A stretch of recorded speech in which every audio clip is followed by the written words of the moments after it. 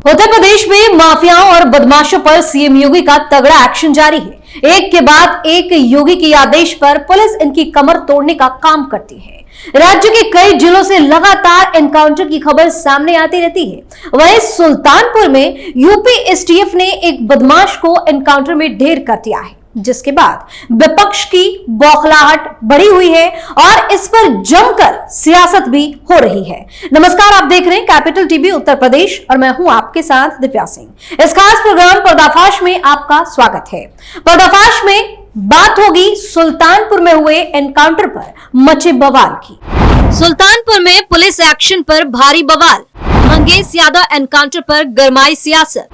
अखिलेश यादव ने सरकार पर लगाए आरोप तो सीएम योगी ने दिया तगड़ा जवाब। यूपी एसटीएफ ने 1 लाख के इनामी मंगेश यादव को एनकाउंटर में मार गिराया है, जबकि उसका साथी मौके से फरार हो गया। मेजरगंज इलाके में मंगेश ने अपने 4 साथियों के साथ मिलकर भरत जी सोनी ज्वेलर्स के यहां 1.5 करोड़ की डकैती डाली थी। घटना सीसीटीवी में कैद हो गई थी। पुलिस ने घटना में शामिल 3 बदमाशों को मुठभेड़ में गिरफ्तार कर लिया था। तीनों के पैर में पुलिस ने गोली मारी थी। अब यूपी एसटीएफ ने सुबह वारदात में शामिल मंगेश को ढेर कर दिया है। वहीं मेजरगंज इलाके में 28 अगस्त को बाइक सवार 5 बदमाश दोपहर 12:30 बजे भरत जी सोनी ज्वेलर्स की दुकान में घुस गए थे। इनमें से कुछ ने हेलमेट पहन रखा था, जबकि कुछ ने अपने चेहरे पर गमछा बांधा था। सभी ने अंदर पहुंचकर ज्वेलर्स को तमंचा दिखाकर डकैती की। 4 मिनट के अंदर ही 2 झोलों में करीब 1.5 करोड़ रुपए के सोने चांदी के जेवरात और नकदी बदमाश समेट ले गए थे। घटना के 2 सीसीटीवी फुटेज भी सामने आए। इनमें से एक दुकान के अंदर था, जबकि एक बाहर का था। अंदर के सीसीटीवी फुटेज में बदमाश डकैती डालते नजर आए थे। वहीं बाहर के सीसीटीवी में वह 2 बाइकों से झोला समेत फरार होते नजर आए। दिन दहाड़े हुई इस घटना के बाद पुलिस अलर्ट मोड में थी। यूपी एसटीएफ को भी घटना के खुलासे के लिए लगाया गया था। पुलिस ने घटना में शामिल 3 बदमाशों को अमेठी के शहरी गांव निवासी सचिन सिंह, गोविंद सिंह और पीपुलपुर के हीरापुर के रहने वाले त्रिभुवन उर्फ लाला को मुठभेड़ में पकड़ लिया था। जवाबी कार्रवाई में तीनों के पैर में गोली लगी थी। उनके पास से 15 किलो चांदी बरामद हुई थी। इस घटना में शामिल 2 अन्य बदमाशों की तलाश की जा रही थी, जिसके बाद आज सुबह डकैती में शामिल 2 बदमाशों के बारे में एसटीएफ को मुखबिर से सूचना मिली। पता चला कि डकैती में शामिल 1 लाख का इनामिया मंगेश यादव अपने एक साथी के साथ लखनऊ बनारसी मार्ग के रास्ते जौनपुर जाने के फिराक में खड़ा है, जिसके बाद एसटीएफ ने कोतवाली देहात के हनुमानगंज इलाके में नाकेबंदी शुरू कर दी। खुद को घिरता देखकर बदमाशों ने फायरिंग शुरू की। जवाबी फायरिंग में एसटीएफ ने भी गोली चलाई। गोली लगने से मंगेश यादव घायल हो गया, जबकि उसका एक साथी पुलिस को चकमा देकर फरार हो गया। एसटीएफ घायल डकैत मंगेश यादव को इलाज के लिए अस्पताल लेकर पहुंची। वहां उसको डॉक्टरों ने मृत घोषित कर दिया। मंगेश पर कल ही 1 लाख रुपए का इनाम घोषित किया गया था। मंगेश पर चोरी लूट के 7 मुकदमे दर्ज है। मुठभेड़ में मारा गया मंगेश यादव जौनपुर जिले के अगरौरा का रहने वाला है। उस पर चोरी लूट के 7 मुकदमे दर्ज है। एसटीएफ ने बदमाश के पास से 315 बोर का तमंचा, 32 बोर के पिस्टल के अलावा बाइक और लूटे गए जेवर भी बरामद किए। एसडीएफ के डिप्टी एसपी धर्मेंद्र शाही ने बताया कि ज्वेलर्स के यहाँ डकैती पड़ी थी। इसमें टीमें लगाई गई थी। आज तड़के इसमें शामिल 2 बदमाशों के बारे में जानकारी मिली कि वे जौनपुर जाने वाले हैं। टीम ने उन्हें रोकने की कोशिश की। इस पर उन लोगों ने एसटीएफ पर ही फायरिंग शुरू कर दी। जवाबी कार्रवाई में एक बदमाश घायल हो गया, एक बदमाश भाग गया। घायल को इलाज के लिए अस्पताल में भर्ती कराया गया था। एसपी सोमेन वर्मा के अनुसार बदमाशों के गैंग का सरगना अमेठी के मोहनगंज थाने की भवानी नगर निवासी विहिप सिंह है। उसने घटना के बाद रायबरेली की कोर्ट में गैंगस्टर मामले में सरेंडर कर दिया था। उसके रिमांड के लिए प्रयास किए जा रहे हैं। वहीं मंगेश के एनकाउंटर के बाद इस पर राजनीति शुरू हो गई है। सत्ताधारी भाजपा ने इसे बड़ी सफलता बताया है, तो विपक्षी समाजवादी पार्टी के अध्यक्ष अखिलेश यादव ने एनकाउंटर पर कई सवाल खड़े कर दिए हैं। बता दें कि इस एनकाउंटर में मंगेश की मौत हो गई, जिस पर सपा अध्यक्ष ने निशाना साधते हुए इसे नकली एनकाउंटर बता दिया है। उन्होंने कहा कि क्योंकि डकैती में शामिल लोगों को सत्ता पक्ष से संबंध था, इसलिए उसका नकली एनकाउंटर हुआ और जात देखकर उसकी जान ले ली गई। सपा अध्यक्ष ने आक्षेप लिखा कि लगता है सुल्तानपुर की डकैती में शामिल लोगों से सत्ता पक्ष का गहरा संपर्क था। इसलिए तो नकली एनकाउंटर से पहले मुख्य आरोपी के संपर्क में साधकर सरेंडर करा दिया गया और सपक्षीय लोगों के पैरों पर सिर्फ दिखावटी गोली मारी गई और जात देखकर जान ले ली गई। अखिलेश यादव ने लिखा कि जब मुख्य आरोपी ने सरेंडर कर दिया है तो लूट का सारा माल भी पूरा वापस होना चाहिए और सरकार को मुआवजा अलग से देना चाहिए, क्योंकि ऐसी घटनाओं का जो मानसिक आघात होता है उससे उबरने में बहुत समय लग जाता है, जिससे व्यापार की हानि होती है, जिसकी क्षतिपूर्ति सरकार करे। नकली एनकाउंटर रक्षक को भक्षक बना देते हैं। समाधान नकली एनकाउंटर नहीं, असली कानून व्यवस्था है।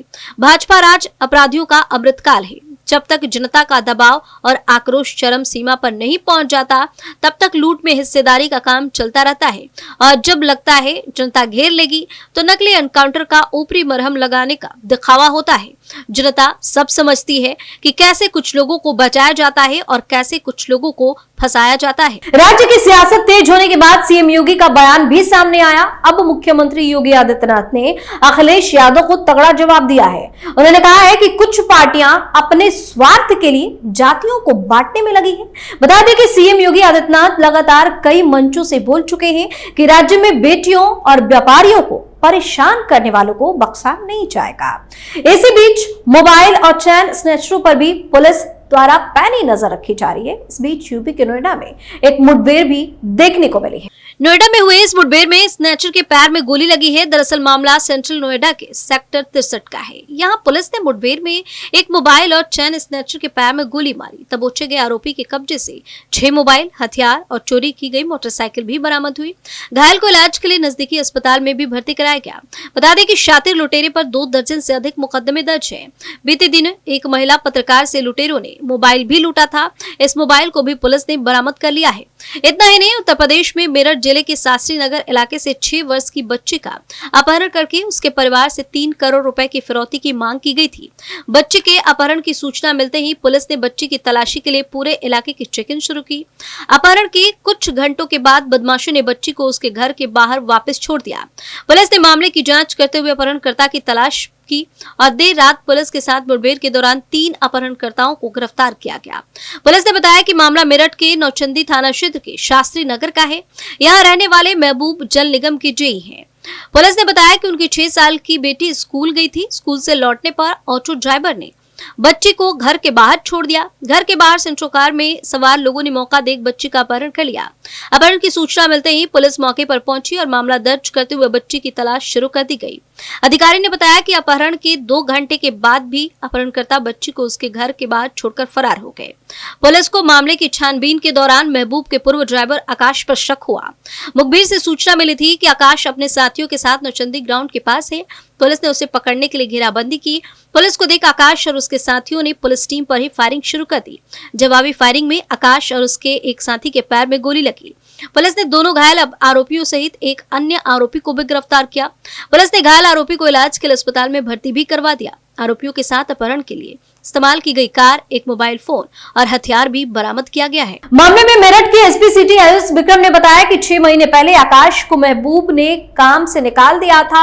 आकाश पर 50,000 रुपए की चोरी के आरोप थे। इस घटना से गुस्साए आकाश और उसके 2 दोस्तों ने अपहरण की प्लानिंग की। बच्ची का अपहरण किया, लेकिन पुलिस की चेकिंग से घबराकर आरोपियों ने बच्ची को पहले ही लाकर घर छोड़ दिया। वहीं यूपी के फतेहपुर में शातिर अपराधियों के खिलाफ चलाए जा रहे ऑपरेशन लंगड़ा के तहत गोवध करने जा रहे 2 शातिर अंतर जनपदीय गैंगस्टर हिस्ट्री शीटर की पुलिस से मुठभेड़ हो गई। मुठभेड़ के दौरान पुलिस की गोली लगने से दोनों अपराधी घायल हो गए, जिनके इलाज के लिए उनको अस्पताल में भर्ती कराना पड़ा। तो यूपी में लगातार इन बदमाशों का इलाज योगी सरकार की पुलिस कर रही है और राज्य में क्राइम को कम करने की भरपूर कोशिश जारी है। वहीं एक तरफ राज्य की जनता पुलिस के इस कदम की तारीफ करती है, तो दूसरी तरफ विपक्ष इस पर जमकर राजनीति करना शुरू कर देता है। पर्दाफाश में फिलहाल लेता ही देखते रहिए कैपिटल टीवी उत्तर प्रदेश। नमस्कार।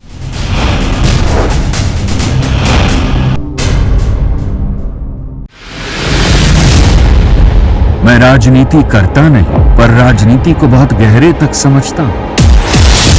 मैं लोगों के बीच रहता हूं, लोगों के मन को अच्छे से जानता हूं।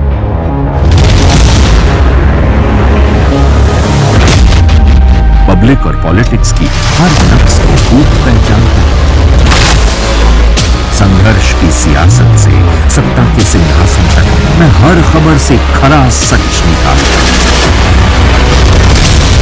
ना कोई दौड़, ना कोई race. Capital TV, Uttar Pradesh.